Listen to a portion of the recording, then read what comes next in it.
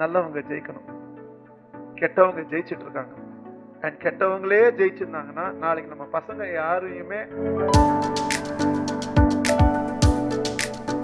an idea never fails. எந்த விதமான ஒரு ஆக்கப்பூர்வமான ஒரு எண்ணமும் வாழ்க்கையில தோத்ததா சரித்திரமே கிடையாது. Ideas don't fail. The business model we build around that idea fails. Idea is very powerful. இதை நம்ம எப்படி எக்ஸிக்யூட் பண்ண போறோம் அதுதான். And that is everything. The execution of this idea is everything.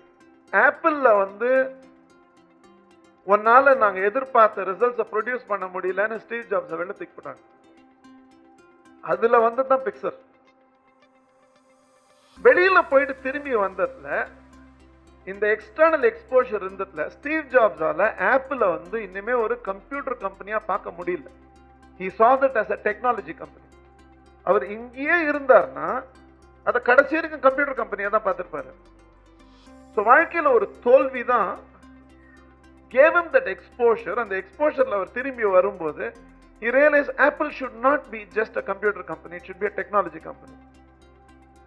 ஒரு 15 வருஷத்துக்கு முன்னாடி ஒரு மியூசிக் இண்டஸ்ட்ரிக்கு காம்படிஷன் மியூசிக் இண்டஸ்ட்ரியில மட்டும்தான் வர முடியும். For the first time technology இண்டஸ்ட்ரியில இருந்து மியூசிக் இண்டஸ்ட்ரிக்கு ஒரு காம்படிஷன் வந்து இன்னைக்கு யாருமே சிடி வாங்கல. சிடி மேனுஃபேக்சர் பண்ண கம்பெனி எல்லாம் போச்சு, மியூசிக் கம்பெனி எல்லாம் போச்சு. இன்னைக்கு மியூசிக் வந்து உலகம் ஃபுல்லா போய் சேரணும்னா அது ஐஸ்டோர் குட்டானணும். ஸோ மியூசிக் கேட்கிற விதம் மாறி போச்சு, மியூசிக் விற்கிற டிஸ்ட்ரிபியூஷன் மாடல் மாறி போச்சு. இன்னைக்கு பிளேலிஸ்ட் தான் சொல்றோம். நீ இந்த சிடி வாங்கிட்டியான்னு கேட்கறது இல்லை, உனக்கு இந்த பிளேலிஸ்ட் இருக்காதான் கேட்கணும். இசைன்றது புதுசா? இசைன்றது வந்துட்டு ஸ்டீவ் ஜாப்ஸோட படைப்பான்னு கேட்டா கிடையாது. இசை முதல்ல இருந்தே இருந்தது. அந்த இசையை சுத்தி ஒரு பிசினஸ் மாடல் ஒன்று பில்ட் பண்ணாரு. It's a multi-billion dollar industry today. கிரிக்கெட்ன்ற ஒரு விளையாட்டு வந்துட்டு இப்பதான் உருவாக்கணுமா கிடையாது, முதல்ல இருந்தே இருந்தது. அதை சுத்தி ஐபிஎல்னு ஒரு மாடல் ஒன்று கிரியேட் பண்ணாங்க. இந்த பெட்டிங் சூதாட்டம் இதெல்லாம் விட்டுருங்க, அது பாலிடிக்ஸ், அது நம்ம உள்ள போக வேணாம். But somebody created a model around a game which is over 100 years old. It became a 5,000 crore industry. Business model. இதோட சக்சஸ பார்த்துட்டு கபடி புதுசா நம்ம ஊருக்கு கிடையாது, ஃபுட்பால் புதுசா கிடையாது, டென்னிஸ் புதுசா கிடையாது. சென்னை ஓபனுக்கோசரம் நம்மளால ஃபெடரரை கூட்டிட்டு வந்திருக்க முடியுமா, ஜாக்கோவிச்சை கூட்டிட்டு வந்திருக்க முடியாது.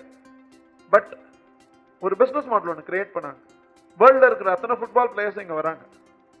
கபடியை வந்துட்டு வேர்ல்ட் லெவல்ல நம்மளால எடுத்துட்டு போக முடிஞ்சது. இன்னைக்கு அத்தனை வேர்ல்ட் கிளாஸ் டென்னிஸ் பிளேயர்ஸும் இந்தியா வந்து விளையாடுறாங்க.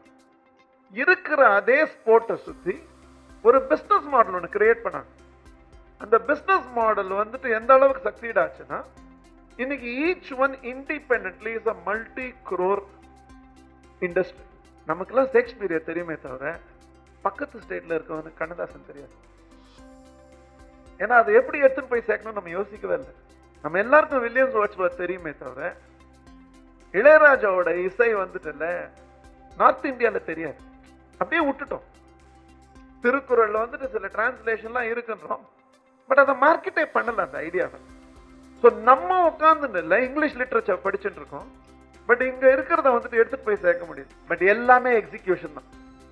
எல்லா கனவுகளும் நினைவுகள் ஆகாததுக்கு காரணம் ஆற்றல் இல்லாமை கிடையாது, எக்ஸிகியூஷன் கிடையாது. If it's not executed properly, every idea dies. எல்லா சீடுமே ஒரு மரமாறத்துக்கான ஒரு ஆற்றலும், எல்லா மரமுமே ஒரு தோட்டமாறத்துக்கான ஒரு ஆற்றலும் இருக்கு. அது வந்துட்டு ஒரு நல்ல தோட்டக்காரங்கையில போய் சேரும் போது அது தோட்டமாயிடுறது, இல்லைன்னா அந்த விதை அழிஞ்சு போயிடுறது.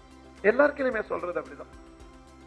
கோயில் மேல இருக்கிற பக்தியோட நம்ம தொழில் மேல இருக்கிற பக்தி நமக்கு என்னைக்கு ஜாஸ்தியா இருந்தோ அன்னைக்குதான் இந்த எல்லா ஐடியாஸுமே ஜெயிக்கும்.